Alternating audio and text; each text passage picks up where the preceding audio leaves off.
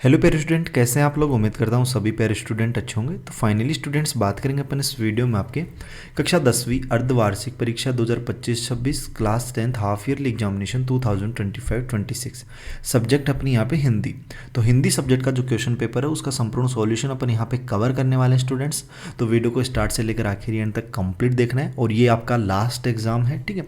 इसके बाद में आपके एग्जाम जो वो कंप्लीट हो चुके हैं। और आप लोगों ने अगर अभी तक यार चैनल को सब्सक्राइब नहीं किया तो चैनल को जरूर सब्सक्राइब करें। बेल का जो नोटिफिकेशन है उस पर आप लोग ऑल पे सेट कर लें, ताकि जैसे नेक्स्ट वीडियोज अपलोड हों आपके अदर सब्जेक्ट्स के, ठीक है, तो उनके नोटिफिकेशन आप तक पहुंच पाए। और आपके जितने भी पेपर्स हो गए हैं उनके अपन जो है अब आपको उनके वीडियो लेक्चर प्राप्त होंगे कंप्लीट सॉल्यूशंस के, ठीक है। मतलब उनमें जितने भी प्रश्न थे उन सभी के आंसर्स, ठीक है।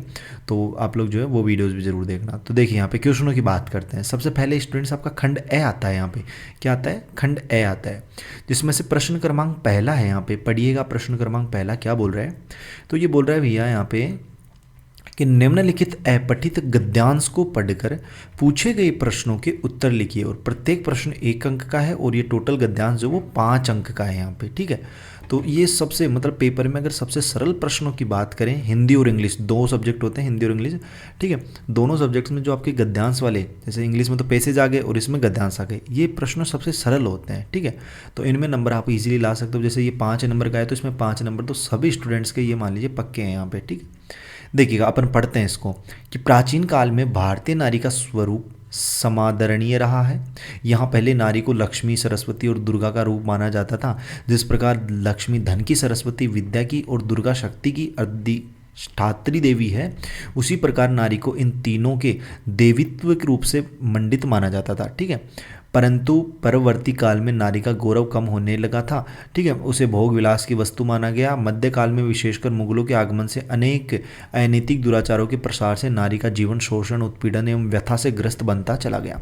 परंतु वर्तमान काल में ज्ञान, विज्ञान और स्त्री शिक्षा का प्रसार होने से नारी चेतना शोषण, उत्पीड़न के विरुद्ध जागृत हो गई, ठीक है। तो इस तरीके से गद्यांश स्टूडेंट्स, इसके प्रश्न देखना कि नारी को किस देवी के रूप में माना जाता था। तो यहाँ पे देखो अपन ने पढ़ा है इसको, ठीक है, कि यहाँ पहले तो नारी को लक्ष्मी के रूप में, ठीक है, फिर यहाँ पे सरस्वती के रूप में और फिर दुर्गा के रूप में। तो यहाँ पे देखो लक्ष्मी के रूप में माना जाता है, दुर्गा के रूप में, ये दुर्ग नहीं है दुर्गा है, ठीक है, फिर सरस्वती के रूप में और उपरोक्त सभी। तो गह वाला जो ऑप्शन है ना इसका, वो आपका इसका राइट रहेगा, ठीक है। मतलब आप गद्यांश को पढ़ोगे तो इन सभी प्रश्नों के उत्तर आपको गद्यांश में ही मिल जाएंगे, ठीक है। किस काल में नारी का गौरव कम होने लगा था? तो ये देखो अभी लाइन अपन ने पढ़ी थी, ठीक है, लेकिन सरस्वती अधिष्ठात्री है, देखो यहाँ से आई थी कि परंतु परवर्ती काल में नारी का, ठीक है, परवर्ती काल में नारी का गौरव कम होने लगा। तो यहाँ पे कौन सा काल आ जाएगा? तो यहाँ पे मध्यकाल या परवर्ती काल, ख वाला जो ऑप्शन है ना, ये आपको इसमें राइट करना है स्टूडेंट्स, ठीक है। तो देख लो कितने सरल प्रश्न है और इसी तरीके से आपके गद्यांश में से ही मिल जाए। मध्यकाल में किसके आगमन से कुप्रथाओं, रूढ़ियों का प्रसार हुआ? तो वो मुगलों के आगमन से, ठीक है, क वाला ऑप्शन था इसमें, ठीक है। और यहाँ पे अपन देख, तो अब नेक्स्ट प्रश्न आपको दिखाते हैं। देखो नेक्स्ट प्रश्न क्या है आपका, प्रश्न क्रमांक 2 कि निम्नलिखित अपठित पद्यांश को ध्यानपूर्वक पढ़कर पूछे गए प्रश्नों के उत्तर लिखिए। इस बार क्या है? इस बार पद्यांश है, मतलब एक प्रश्न आपका गद्यांश का है, फिर आपका एक पद्यांश आ गया।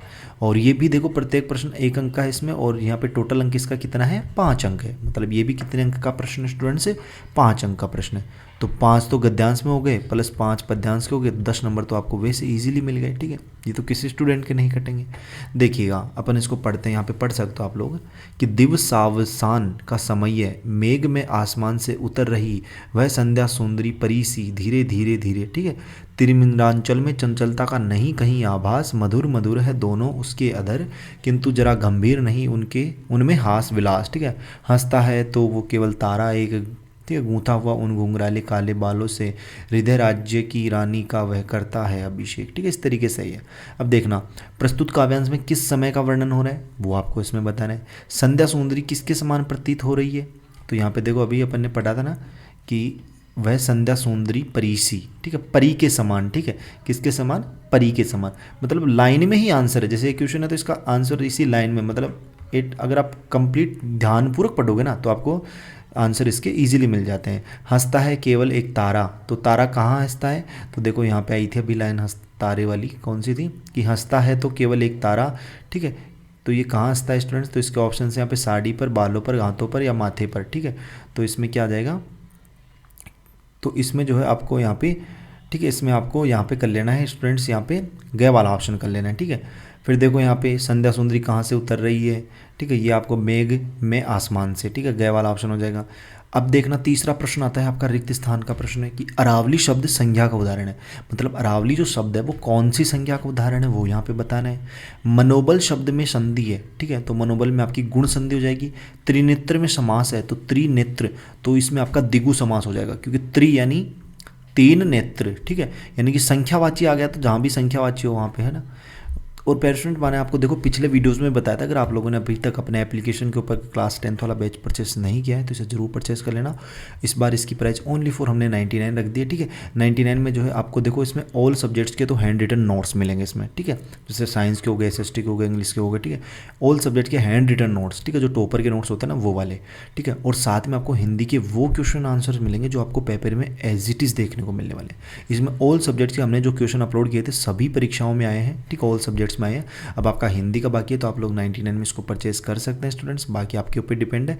और ये जो है ना प्ले स्टोर पे जाना, प्ले स्टोर पे जाके Y2 पॉइंट अपना एप्लीकेशन है, मैंने हर वीडियोस में आपको बताया, अगर आप लोगों ने पहले वाले वीडियोस देखे तो आपको पता है कि Y2 पॉइंट प्ले स्टोर पे एप्लीकेशन है, इसे इंस्टॉल करना है।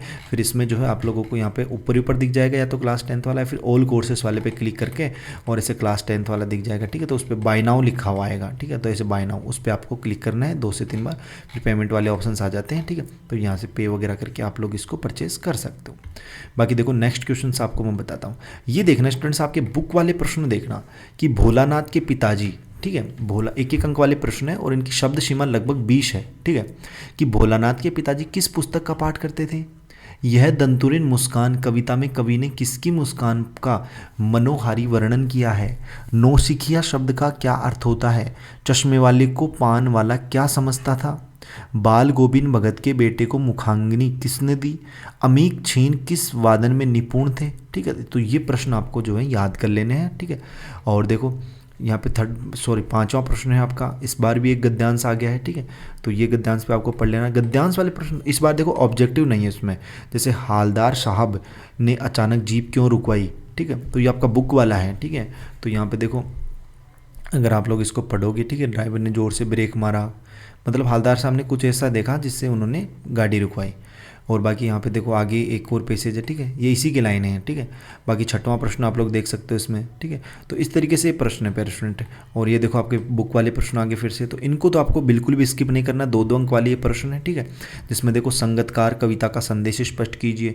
परशुराम ने राम की विजयपूर्ण बातों का क्या उत्तर दिया और क्यों। बिस्मिल्लाह खान संगीत के सच्चे नायक हैं कैसे। लेखक ने क्या सोचकर 2nd क्लास का टिकट लिया था। गंतोक को मेहनतकश बादशाहों का शहर क्यों कहा गया है। भोलानाथ भयभीत होकर बाघ से क्यों भागा। उपसर्ग एवं प्रत्यय में उदाहरण सहित अंतर स्पष्ट कीजिए।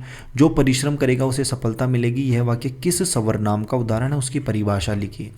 और हरा ही हरा सूजना मुहावरे का अर्थ बताते हुए वाक्य में प्रयोग कीजिए।